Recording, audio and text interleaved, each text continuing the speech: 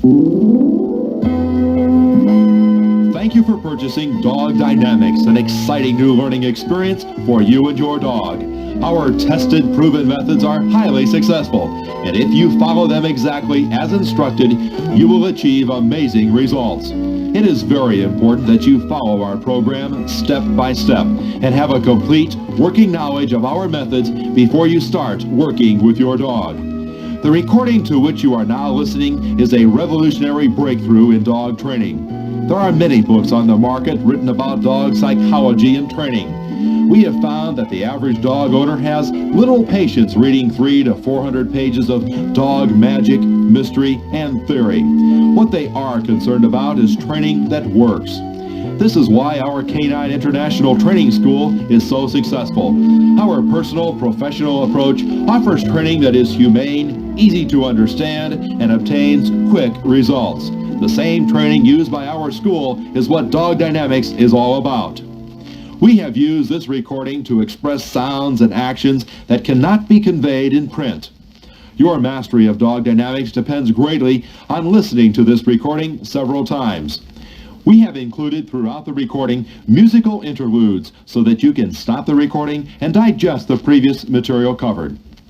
The Dog Dynamics training system is a method of praise, practice, patience, and consistency. It is important to understand that a dog is a living, breathing creature, capable of love and mistakes, not a robot.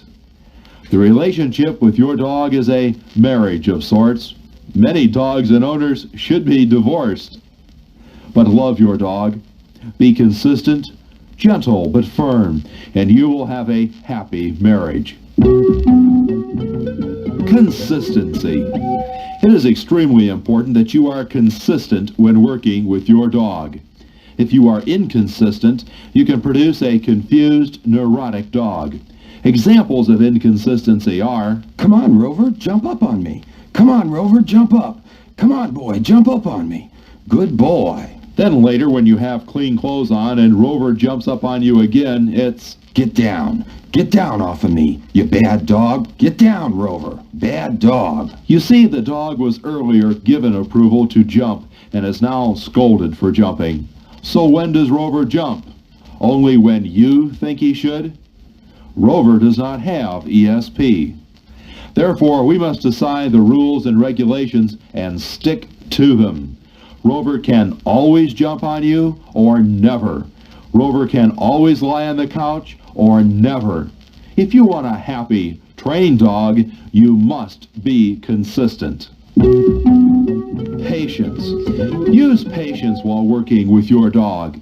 If he seems to be making a series of mistakes, it's probably due to your inexperience.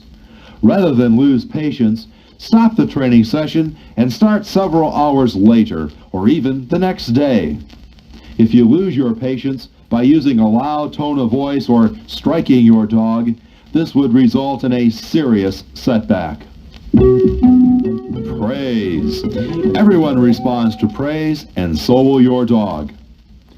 Your dog loves you, and praise is a way of telling him your feelings. A simple, "Good boy. Good girl. Good puppy," will motivate your dog to make him the best he can be. It is not recommended that you feed your dog snacks as a form of reward.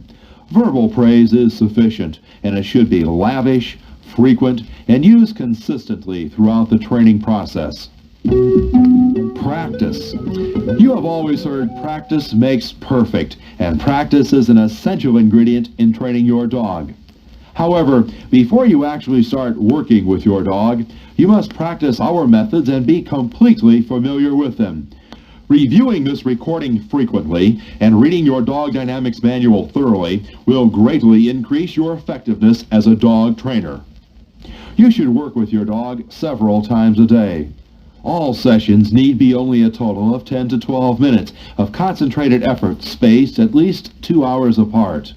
If possible, all family members handling the dog should be present. Remember, consistency of voice and action by all dog handlers is important. The constant spaced repetition of working your dog will result in better retention. Once your dog is trained to your satisfaction, his training will be normally reinforced by your daily use of all the commands he will soon learn. Be firm. We have put a lot of emphasis on the importance of not over-dominating your dog.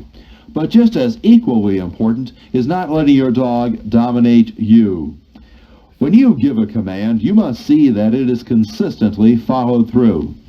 Your dog must respect you. Dogs are like children. They try to get away with whatever they can. When you give commands and do not enforce them, you are being unfair to your dog by placing the knowledge in his mind that sometimes you do not mean what you say. So if he does not want to obey your commands, he could easily justify to himself that again, this time, you didn't really mean what you said. Some examples are, Rover, come. Down, stay. Good boy. Chuck, did you see that movie on TV? Rick, didn't you tell him to stay? Yeah, but he's already up. Let him go. Another example of not being firm is the timid owner who just won't correct his dog, thinking, it might hurt him. It won't.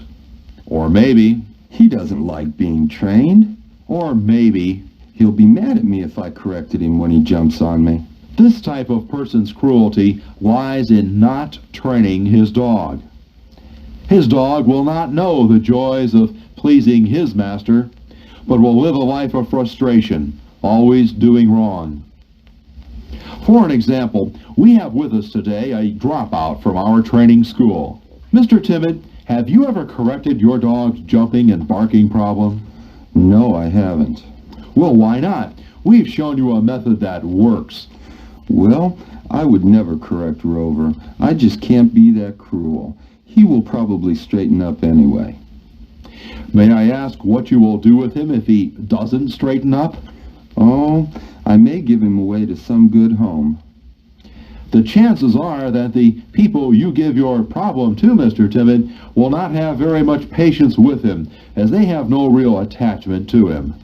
I didn't think of that. I would never be cruel to Rover. Probably the best thing to do would be to put him to sleep. Hopefully, we have made the point.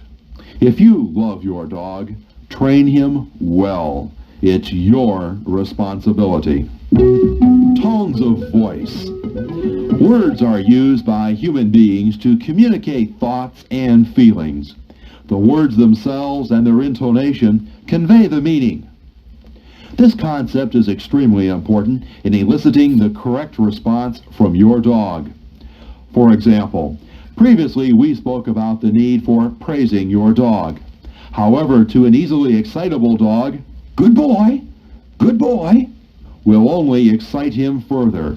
Here, a calm, good boy, is most effective. Your proper judgment in the use of tone of voice for praising your dog is very important, as you know the dog's temperament best. However, tone of voice is most critical when giving commands to your dog. Experience tells us that people use one of the following 3 tones of voice, 2 of which are incorrect. Can you detect the proper command voice? Heel, sit, down, stay, come,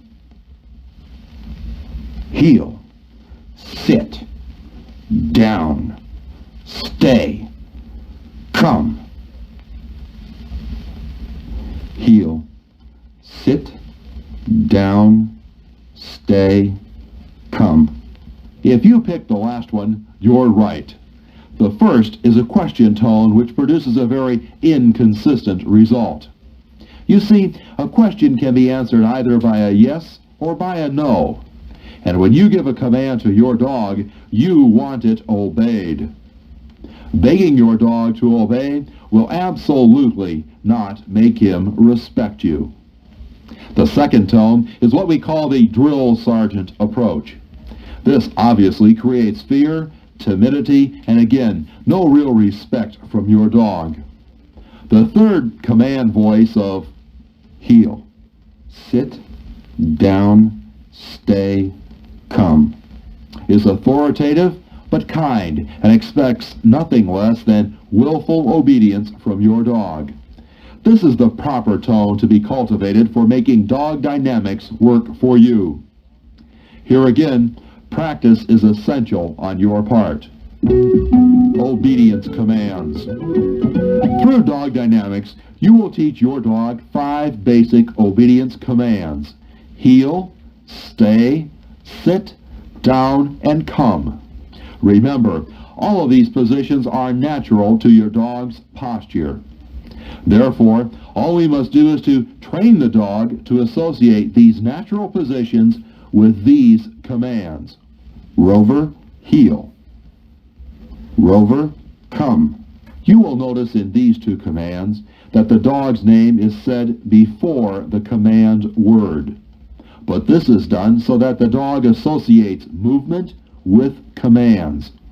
The commands of sit, down, and stay are used without the dog's name. All are given in the command voice. Meaning of the word no. Your dog must be taught the meaning of the word no, and here again voice intonation is critical. Using the dog dynamics method, your dog will have an increased respect for no. This major phase of obedience and behavioral training is accomplished easily by a simple coordination with a leash correction and you saying no. Your dog dynamics manual will further explain and illustrate the proper method of holding the leash and making the correction.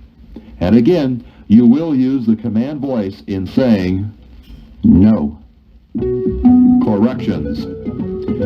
One of the most challenging aspects of training your dog will be the use of corrections and mastering the techniques necessary to skillfully give your dog a humane correction and have him respond.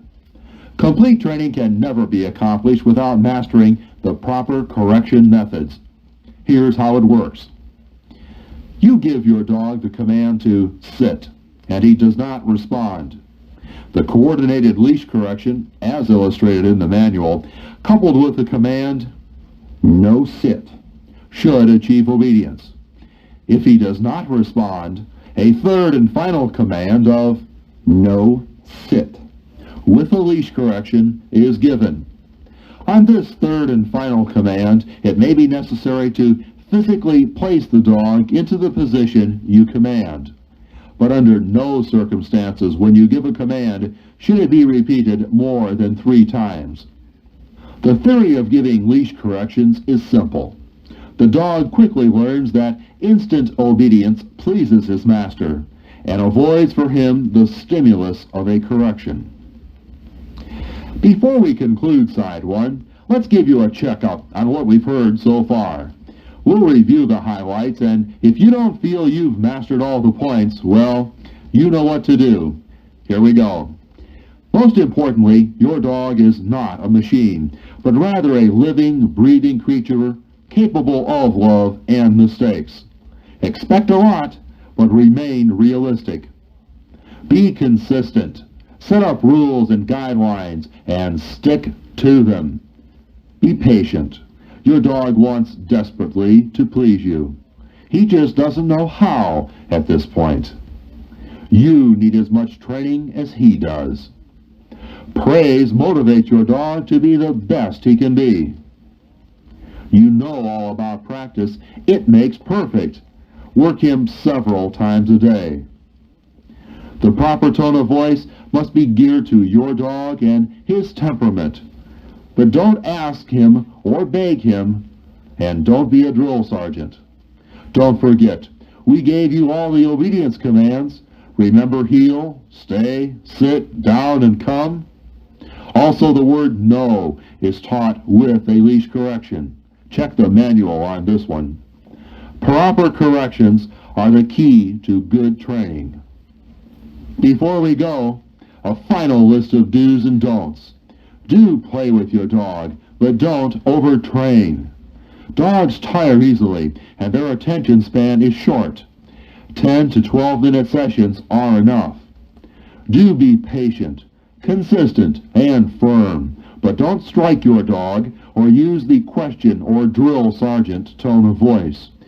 Do be sure all family members are consistent in voice tone, movements, and hand signals, and that the same commands are always used. Don't give a command unless you will enforce it. Do confine your dog 1 hour previous to a training session. Don't feed your dog before working him. Finally, do practice and don't give up. Review the recording 3 to 4 times and the manual 3 to 4 times before you begin training your dog. The reverse side of this recording will concern itself with another aspect of professional dog training, and whether your interests lie in this area or not, we suggest you listen to it completely. Side 2 deals with how you can protection train your dog. Please turn the recording over and listen closely to this new exciting aspect of dog dynamics.